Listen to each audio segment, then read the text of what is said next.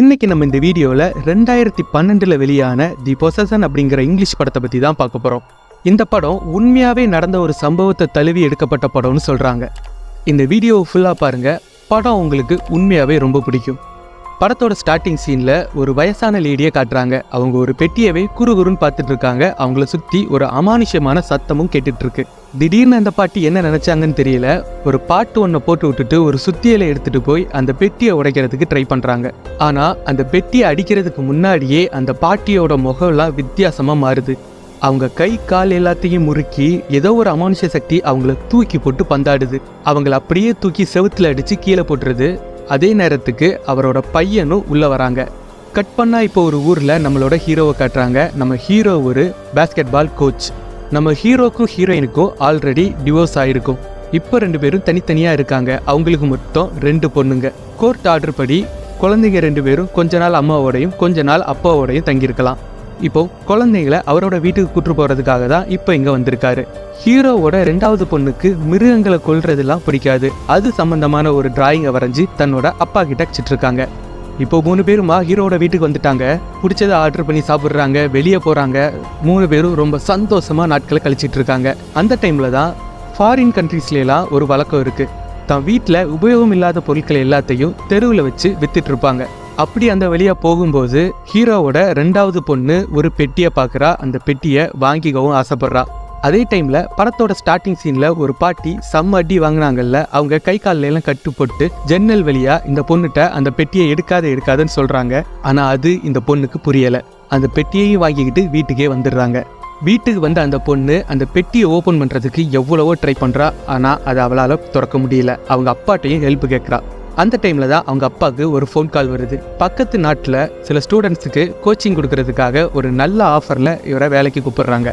ஆனால் இவரோ தான் பொண்ணை விட்டு எப்படி போகிறதுன்னு நான் யோசிச்சு சொல்கிறேன் அப்படின்னு சொல்லி ஃபோன் காலை கட் பண்ணிடுறாரு. அதுக்கப்புறமா நைட் ஆகுது. அந்த பொண்ணு தூங்கிட்டு இருக்கும்போது இந்த பெட்டியிலிருந்து அந்த பொண்ணோட பேரை சொல்லி கூப்பிடுற மாதிரி இந்த பொண்ணுக்கு கேட்குது.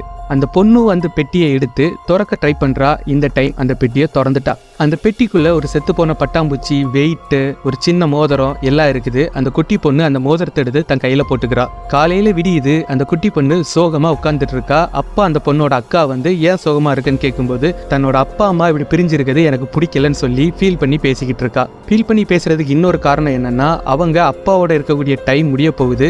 இன்னைக்கு மறுபடியும் அவங்க அம்மா வீட்டுக்கே போயிடுறாங்க. அம்மா வீட்டுக்கு போகும்போது தான் அங்கே இன்னொருத்தர் இருக்காரு. அது யாருன்னு கேட்கும்போது ஹீரோயின் அது என்னோட புது பாய் ஃப்ரெண்டுன்னு சொல்கிறாங்க. இதை கேட்ட ஹீரோக்கு செம்மையா காண்டாகுது. எதுவுமே சொல்லாமல் வீட்டை விட்டு வெளியே வந்துடுறாரு. ஹீரோக்கு தனியாக இருக்குது, செம்மையாக போர் அடிக்குது. அப்படியே நாட்களும் ஓடுது. அவங்க பொண்ணுங்க கூட இருக்கக்கூடிய டர்ன் மறுபடியும் வருது. மறுபடியும் அந்த 2 பேரையும் தன்னோட வீட்டுக்கு கூட்டு வந்துடுறாரு. இவங்க 3 பேரும் வீட்டுக்குள்ளே வரும்போது வீட்டோட ஃப்ரிட்ஜில் உள்ள பொருட்கள் எல்லாம் கீழே கிடக்குது. யாரோ ஃப்ரிட்ஜுக்கிட்ட நிற்கிற மாதிரியும் சவுண்டு கேட்குது.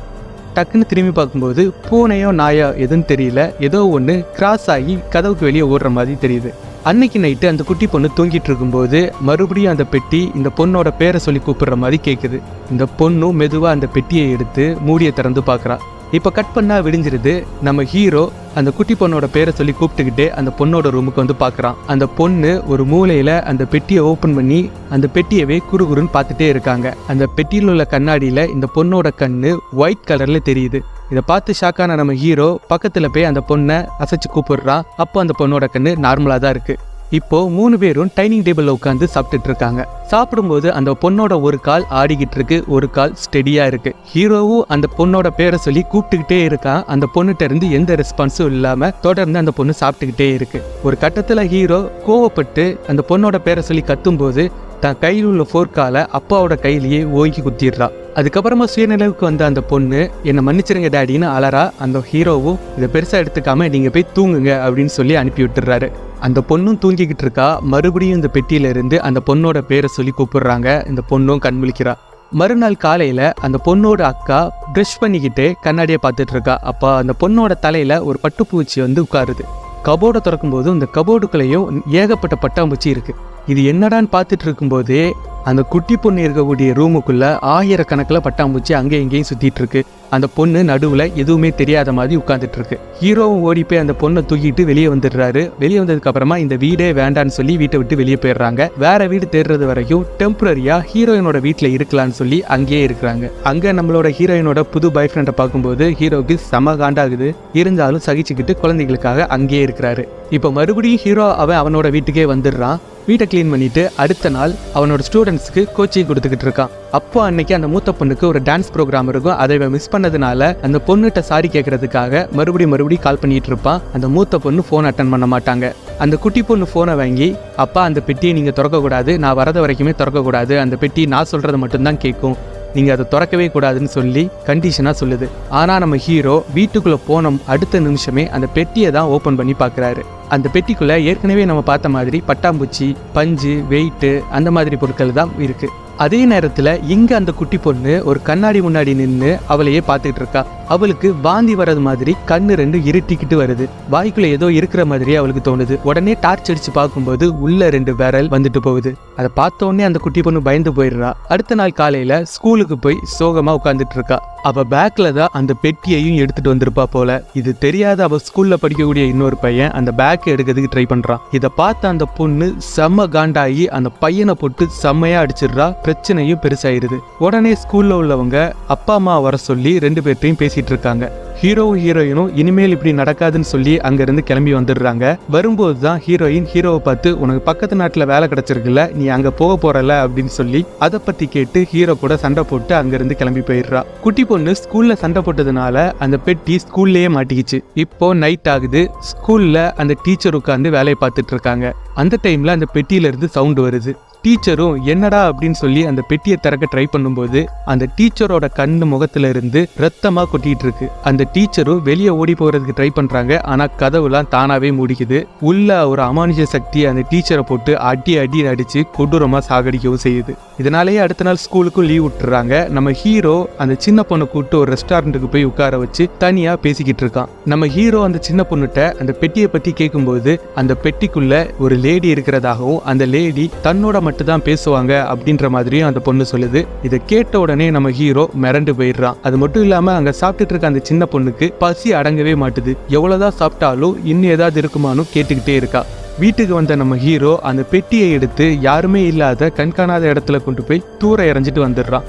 வீட்டுக்கு வந்ததும் அந்த குட்டி பொண்ணு பெட்டி எங்கன்னு கேட்குறா. அதுக்கு ஹீரோவும் அதை நான் தூக்கி போட்டுட்டேன், இனி அது உனக்கு வேண்டான்னு சொல்லும்போது அந்த சின்ன பொண்ணு செமையா காண்டாகி அவனை பற்றியே அசிங்கமா திட்ட ஆரம்பிக்கிறான். ஒரு கட்டத்தில் இதை தாங்கிக்க முடியாத நம்ம ஹீரோ அடிக்கிறதுக்காக கை ஓங்குறான். ஆனால் அடிக்கிறதுக்கு முன்னாடியே தன்னை அடிச்சிட்ட மாதிரியே தன்னோட அக்காவுக்கு முன்னாடி நடிச்சு அழ ஆரம்பிச்சிடுறான். அந்த பொண்ணோட அக்காவும் ஹீரோட்ட வந்து ஏன்பா தங்கச்சி அடிச்சிங்கன்னு பேசிட்டு இருக்கும்போது அந்த பெட்டியை தேடுறதுக்காக இந்த கேப்பை யூஸ் பண்ணி அந்த குட்டி பொண்ணு வெளியே ஓடி போயிடுறா. கரெக்டாக அந்த பெட்டி இருக்கக்கூடிய இடத்துக்கும் போய் அந்த பெட்டியையும் எடுத்துடுறா. பெட்டியை எடுத்துட்டு வந்து ஒரு பெட்ரோல் பங்க் பக்கத்துல வச்சு ஓபன் பண்றா. உள்ள யாரோ ஏதோ பேசுற மாதிரி தெரியுது. அதுக்கு இவளும் இல்ல என்னால அதை பண்ண முடியாதுன்னு சொல்லிட்டே இருக்கா. உள்ள இருந்து வரக்கூடிய பட்டாம்பூச்சிகள் எல்லாமே நேரடியா இவ வாய்க்குள்ளேயே போயிருது. அந்த குட்டி பொண்ணும் அந்த இடத்துலயே மயங்கி விழுந்துடுறா. அதே நேரத்துல இங்க அந்த அக்காவும் அம்மாவுக்கு கால் பண்ணி அப்பா எப்படி தங்கச்சியை அடிச்சிட்டாங்கன்னு சொன்ன உடனேயே அம்மா போலீஸை கூட்டிட்டு இந்த இடத்துக்கு வந்துடுறாங்க.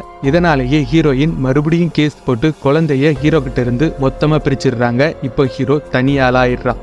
ஹீரோ அவன் கையில் இருக்க அந்த பெட்டியை எடுத்துட்டு போய் தான் வேலை பார்க்குற அந்த காலேஜில் இருக்கக்கூடிய ஒரு ப்ரொஃபஸர்கிட்ட கொடுத்து இந்த பெட்டியை பற்றி தெரிஞ்சுக்கிறதுக்காக கேட்குறான். அந்த பெட்டியில் எழுதியிருக்கிறது ஹார்பன் மொழின்னும் இந்த பெட்டியை யாரும் திறக்கக்கூடாது அப்படிங்கிற ஒரு வார்னிங் நோட்டை தான் அந்த மொழியில எழுதியிருக்காங்கன்னு அந்த ப்ரொஃபஸர் மூலியமா தெரிஞ்சுக்கிறான். ஹீரோக்கு அந்த பெட்டி மேலேயே ஒரு இன்ட்ரெஸ்ட் வந்துடுது. அந்த பெட்டியை பற்றி நிறைய ஆராய்ச்சி பண்ணுறான். நிறைய வீடியோஸ், நிறைய புக்ஸ் எல்லாம் படிக்கிறான். அடுத்த நாள் ஹீரோயின் வீட்டில் இல்லாத நேரத்தில் ஒரு ஹார்பன் பைபிள் எடுத்துட்டு போய் அந்த சின்ன பொண்ணு இருக்கக்கூடிய ரூம்ல இருந்து படிக்க ஆரம்பிக்கிறான்.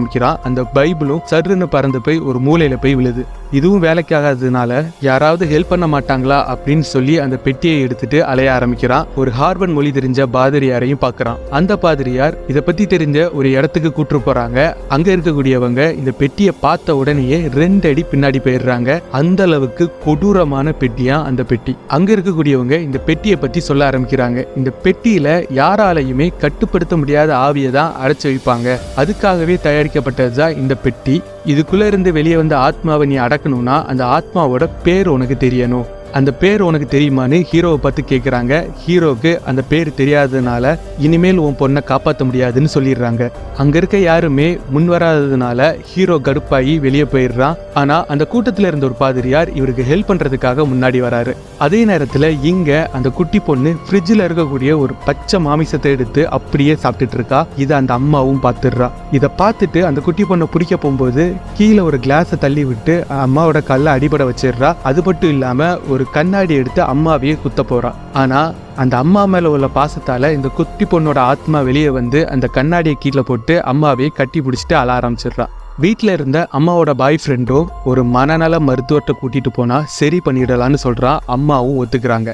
இதனால காண்டான அந்த குட்டி பொண்ணு காலையில் அந்த பாய் ஃப்ரெண்ட் காரை வாஷ் பண்ணிட்டு இருக்கும்போது அவனை தூரமாக இருந்து முறைச்சு பார்க்குறான். அவன் முறைச்சதுனாலேயே அந்த பாய் ஃப்ரெண்டோட பல்லெல்லாம் கொட்டி வாயெல்லாம் கிழிஞ்சு அப்படியே அங்கேயே விழுந்துடுறான். இந்த குட்டி பொண்ணும் மயங்கி விழுந்துடுது. ஓடி வந்த ஹீரோயின் அந்த பொண்ணை தூக்கிக்கிட்டு ஹாஸ்பிட்டலுக்கு ஓடி போகிறாங்க. அங்கே போய் அந்த பொண்ணை ஸ்கேன் பண்ணி பார்க்கும்போது ஸ்கேன் ரிப்போர்ட்டில் ஒரு வித்தியாசமான ஒரு விஷயம் தெரியுது. அந்த பேயோட ஆத்மா அந்த ஸ்கேன்லேயே வந்து எல்லாரையும் பயங்கரமாக பயமுறுத்தி விட்டுருது. ஹீரோயின் ஆடி போயிடுறா.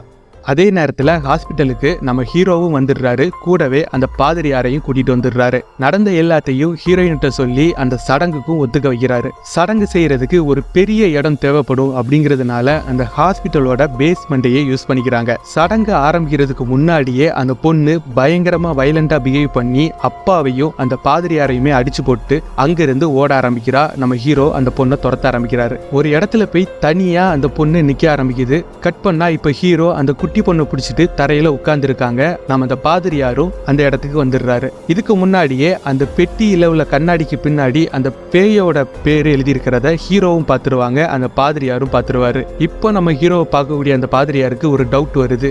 அதனாலேயே அந்த பேரை சொல்லி மந்திர வார்த்தைகளை சொல்ல ஆரம்பிக்கிறாரு. மந்திர வார்த்தைகளை சொல்ல சொல்ல நம்ம ஹீரோவோட உடம்பு பதறி ஹீரோ உடம்புக்குள்ளதான் பேய் இருக்குன்னு தெரிய வந்துடுது. இப்பந்தான் முறையா பேய் ஹீரோவோட வாய் வழியா வெளியே வர ஆரம்பிக்குது. பார்க்கக்கூடிய நமக்கே அவ்வளோ கொடூரமா இருக்கு. ஒரு வழியா கஷ்டப்பட்டு பாதிரியார் பேய மறுபடியும் அதே பெட்டிக்குள்ளேயே அடைச்சிடுறாரு. அந்த பெட்டியையும் ஒரு வெள்ளை கலர் துணியால மூடி எடுத்து வச்சுக்கிறாரு. இந்த குடும்பத்தோட பிரச்சனை ஒரு வழியா முடிஞ்சது மாதிரி காமிச்சு ஹீரோவும் ஹீரோயினும் மறுபடியும் ஒண்ணு செய்த மாதிரி காமிச்சிருக்காங்க. அதே நேரத்துல அந்த பாதிரியார் அந்த பெட்டியை எடுத்துட்டு கார்ல போயிட்டு இருக்கும்போது அந்த காருக்கு ஆக்சிடென்ட் ஆயிடுது. ரோட்ல தனியா இந்த பெட்டி மட்டும் கிடைக்கிற மாதிரி காமிச்சு படத்தை முடிச்சிருக்காங்க. இந்த படம் உங்களுக்கு பிடிச்சிருந்துச்சுன்னா லைக் பண்ணுங்க, ஷேர் பண்ணுங்க, கமெண்ட் பண்ணுங்க, சப்ஸ்கிரைப் பண்ண மறந்துடாதீங்க. அடுத்தடுத்து நம்ம சேனல்ல வரப்போற இதே மாதிரி எல்லா வீடியோஸுக்கும் உங்க ஆதரவை நான் பெருமளவில் எதிர்பார்க்கிறேன். கொடுப்பீங்கன்னு நம்புறேன். பாய்.